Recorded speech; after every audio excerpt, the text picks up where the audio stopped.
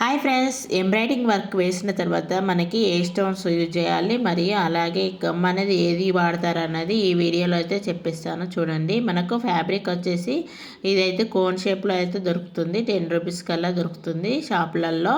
Fabric cone మనకని అంటారు.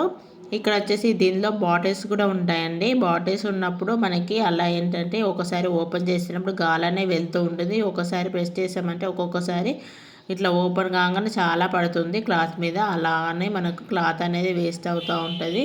అందుకోసమనే నేను గోన్ అయితే యూజ్ చేస్తాను. చాలా బాగా యూజ్ అవుతుంది.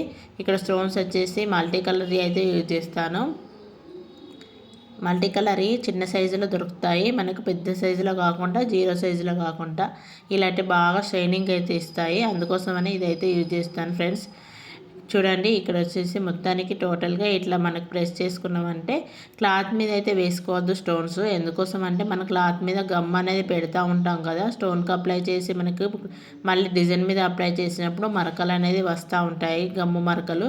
అందుకోసమని ఒక పేపర్ తీసుకొని అయితే మనకి ఇలా ప్రెస్ చేసుకున్నామంటే ఈజీగా అయితే ఉంటుంది, నీట్గా ఉంటుంది. చూడండి, డిజైన్ వచ్చేసి ఈ విధంగా అయితే వేసేసాను. Back neck, front neck, hands design ఎలా ఉందో చెప్పండి కామెంట్ రూపంలో.